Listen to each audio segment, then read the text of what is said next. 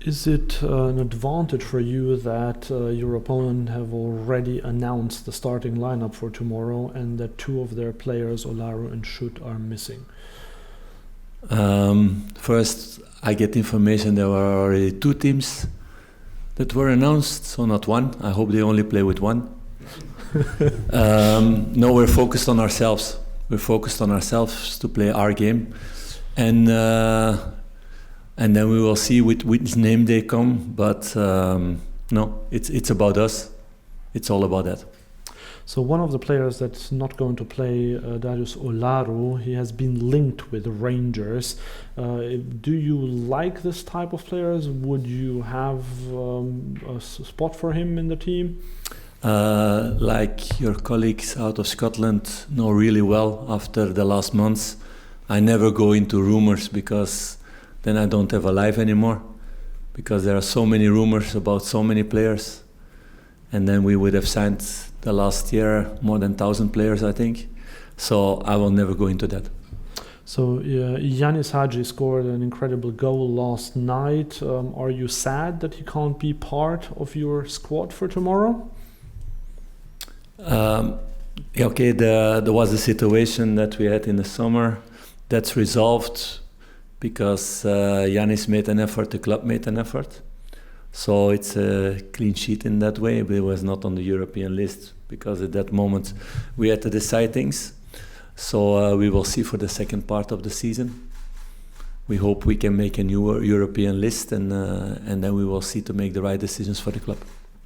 So you lost the last game, the fans are a bit unhappy. How important would a win be tomorrow? Very important. Also, if we would have had 6 out of 6 in Europe and won the last game, it was also important to win the next game. That's what this club is about. So we're really hungry towards this game and looking forward to have this game tomorrow. Philippe, how would you describe the feeling amongst you and the players after Sunday, and what is the challenge like to recover from that and move on? That was big disappointment after the game in Kilmarnock, what we talked about after the game also, that me, the players, staff, fans, nobody was happy with the level of performance and for sure with the results. So then you need to switch your mindset and look forward, and you want to react as fast as possible. That's what's going on in the dressing room. That's the same with me. So you want the next game to come as fast as possible and to win that one. That's what football is all about, and it's about the really good moments, to enjoy that, but not to enjoy too much, because then a few days later there's the next game and you need to be ready again, and in the difficult moments to switch fast, to react in a good way. So that's what I expect from tomorrow. We often speak about how important the fans are on these big European nights at Ibrox. How confident are you that the fans are still with you and that relationship hasn't eroded?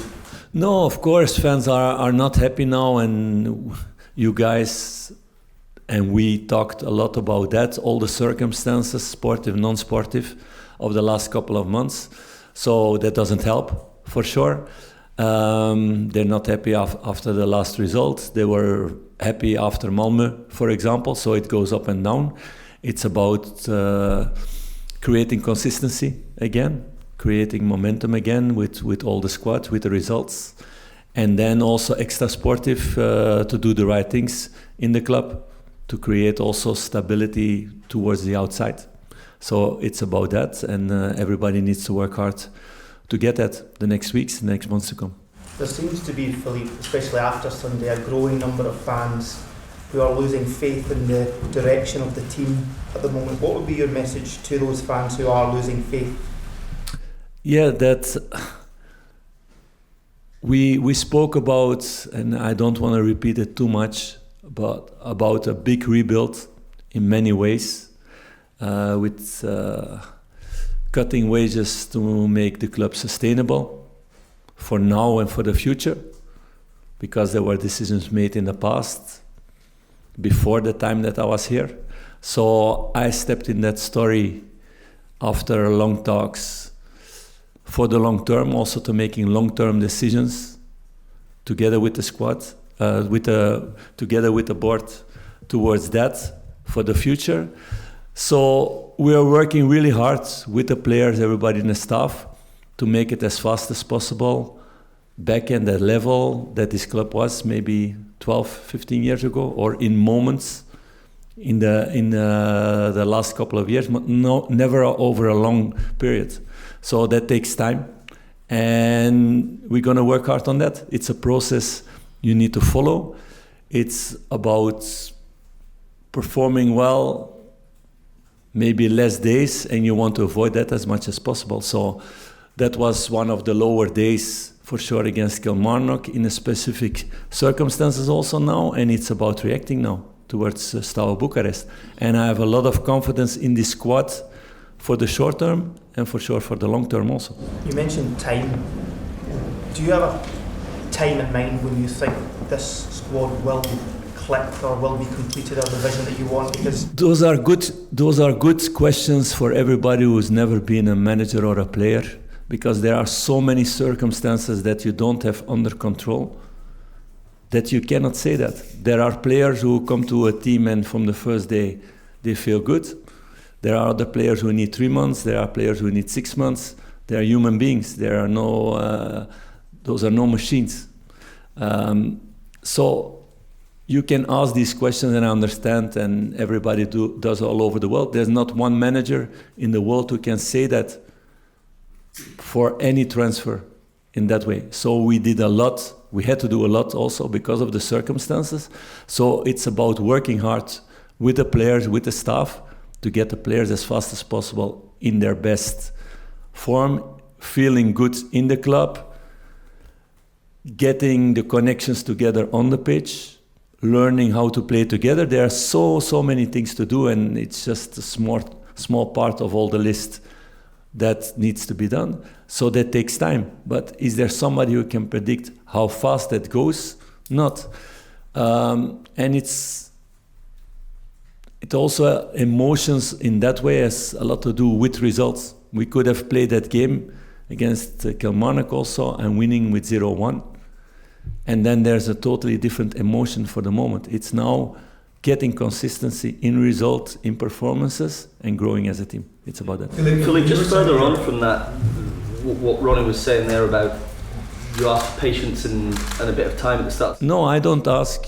Everybody asks that. That's what normal in this situation. Yeah. With the decision that's made before the season, where this club had to go to stay sustainable and to become better for the future. When we were speaking to you at the start of the season, you said it would take, because it was such a big rebuild, a few months for the players to settle in. You said it would be about October, November. No, you come back and you did it last week also. I don't know you, but I said the team will be better in October, November than it was in August. That's also the case. It will be better also in September. I think everybody was really positive about the Malmö game, for example. That was better than in August. So we need to get to that level more consistently, and there we're working on. And you're confident that you are still on that trajectory? For sure, 200%. Philippe, when you were speaking with the board about your new contract, which you signed, was there an understanding that they would give you the time that you're looking for? Because patience in football is really... Of course, that was all the idea about the contract from the board, and also for me to show that I would not leave if something else came along the way. So everybody who did this job or has worked in football knows to make that rebuild and cutting wages and making the club sustainable and investing in young players for now and for the future, that it takes time. You cannot do that in 1, 2, 3 months. That's impossible. Or you need to have all the luck in the world that everybody directly settles in, that there are no injuries, and that in all the games everything falls your way. It could have happened. That's a small percentage of possibility, but in general it doesn't happen. Philippe, and then for you, then you need the fans to trust in you, to trust in the board, and have that patience. Is that what you're saying? Even if results are not great this season. Yes, because it's going to help, and we talked a lot about that last season. And all the fans were behind the story. They were really happy with the story. I didn't go in the hype that moment or in the Harry Potter stories in that moment. So I don't go in the drama also now. There is a big space in between, and we're in that space in between. And the fans will see the next months that this team will become better. But the more they stick behind the team, the more they are positive, the more they are supporting, the more they give the team energy, the faster it will go also. But we understand also from our side that the fans need to see also things on the pitch. So we were not happy with the performance in that way against Kilmarnock. All of us were not happy about that. And I don't want to hide behind excuses of the kind of pitch. It's kind of a reason, but I don't want to use that. Not before the game, not after the game. So we're gonna keep on working hard to make things better as fast as possible. Philippe, John Bennett, before he stepped down, spoke about the club getting away from this cycle of rinse and repeat, sacking managers 2-3 months into a season. But at this stage again, 3 months into a season where some fans are suggesting that a change of manager. But from your point of view, constantly doing that, bringing in somebody new players, new methods, does that just lead to the cycle that the club's on? Is this stability is key to get you out of this? Of course, it's the only way, but it's also not the only way here. It's been the only way in clubs all over Europe or all over the world. If you change ideas every 3 months, 6 months, or every year, of course there's no consistency in a club. So you need to follow a track, you need to follow one process that everybody keeps on going in the same direction.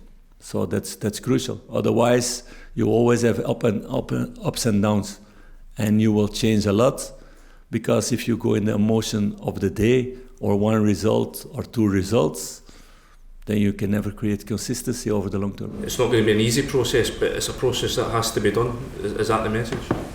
Yes, and everybody's working really hard to make it as fast as possible. So that I can give to the fans. So people who are not happy now, I understand. I totally understand.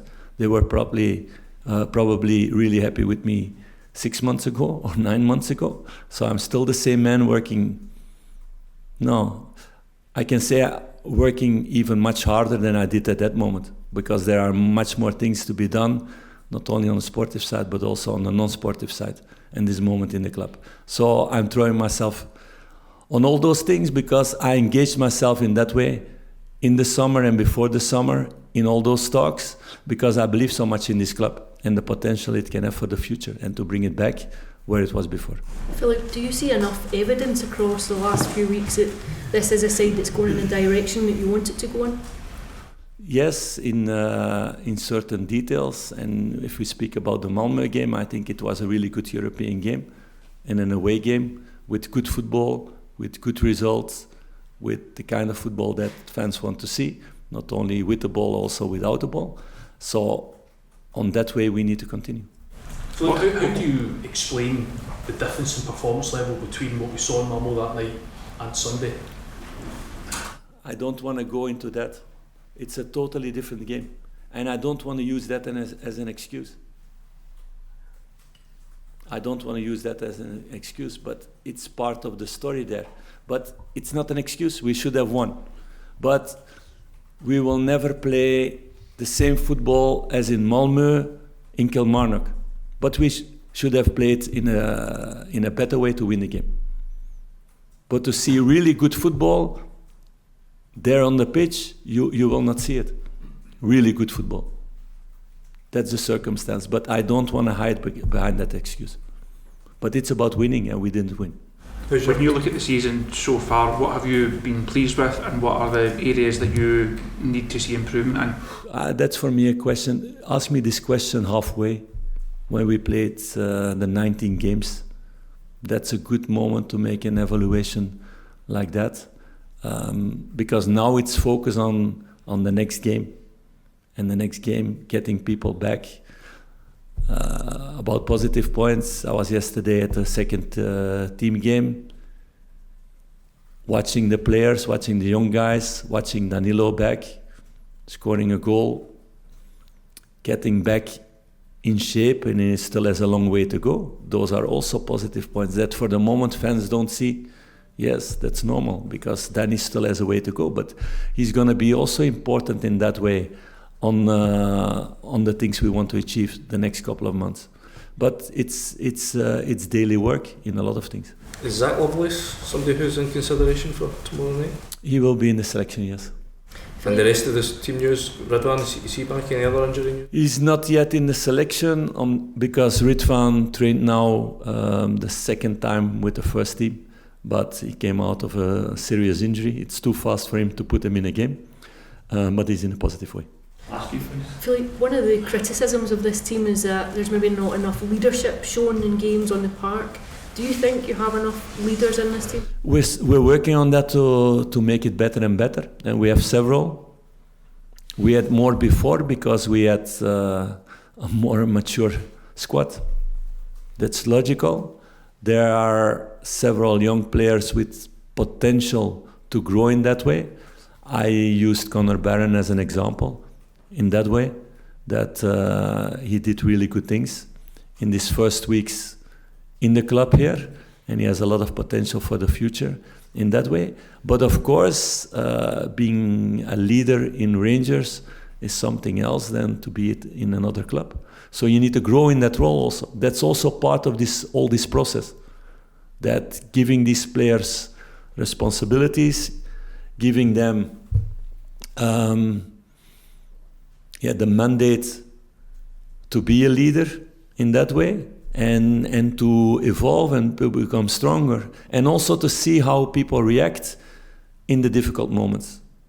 Like now, it was after Kilmarnock. It's very interesting now to see who stands up, who has more difficulty with that, who has more difficulty with all the negative attention on social media or in the newspapers or whatever. How to react with that, with the new guys who come into the building, because it's also part of being a player at Rangers that when you don't win, you're not good. As a player, as a manager, as a press officer, as a chairman, as whoever it is. That's part of being at this club. That's also the part everybody needs to embrace, because this passion from the fans, from everybody, you get it also back in the good moments. Otherwise, you don't have those also. Philippe, you know as well as I do, there's a lot of anger after Sunday. One of the main complaints is Rangers' style of football, too many long balls, too many needless passes side to side. How do you respond to accusations that this team boring to watch? That's two totally opposite things that you say there. So it's or long balls or sideways passing. So it's from the fans is there's too much of it and there's no attacking play and they're boring to watch. How do you respond to that? No, but what you say now, is it too many long balls or is it too many sideways passes? It can be both. It's about creating not enough chances. That's then the conclusion at the end. I agree with that in the Kilmarnock game. It was the case. In other games we created more chances, not in all the games until now, but you see also we're starting to play also with new players in that role who are just in the building. Nedim Bajrami is how long here? 4 weeks or something? 6 weeks maximum. And in the 6 weeks he's been 3 or 4 weeks away with the national team. So they're just in the building. There are other players in other clubs who come to their better level now after the first 6 months that everybody said that they were not good. So Nedim did already good things, but of course you need to create these connections on the pitch more and more to get to know each other, which moment to run, which moment to play deep, which moments to create a chance or the shot. We need to create these moments with playing more and more together. Is Zach Lovelace somebody that can help you? I was there last night, he had a really good 45, he came off earlier than he maybe thought he would have got on instruction. Is he the kind of excitement or the kind of difference that you feel at the moment that can come into the team and help? Because the fans are looking to be excited by somebody. Yes, but Zach is not there that the fans will be excited for 10 games in a row. So he can do specific things that in another style than other players in the squad. But there's still also a lot of things to work on, and that's normal. He's just 18 or 19 years old. But it's an interesting profile for the future. And for the near future, maybe also. That's why we decided before the game that it was maximum 60 minutes to play. And we would decide during halftime if it was 45 or 60. In 45 I saw enough because I want him on the bench for Thursday also. If it's necessary that we can use that kind of profile, what we have less in the squad now because of injuries of other players. Just a word on Bucharest, if that's okay. If they play as they did in Greece and against the Latvians, they could be really difficult. Of course, it's you need to have a lot of respect for them. They have 6 out of 6. So, and they did it in a good way. It's a very good technical team with a lot of offensive power. So we need to play a game at the level of Malmö to get the 3 points again, and that's what we want to do tomorrow.